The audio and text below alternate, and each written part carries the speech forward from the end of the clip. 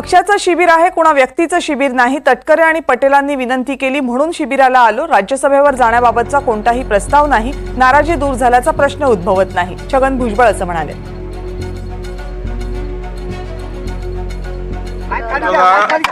नाराजी वगैरे दूर झाले की नाही हा मुद्दा येत नाही। हे पक्षाचं शिबिर आहे, कुणाही व्यक्तीचं शिबिर नाही। मला काल सुद्धा जे आहे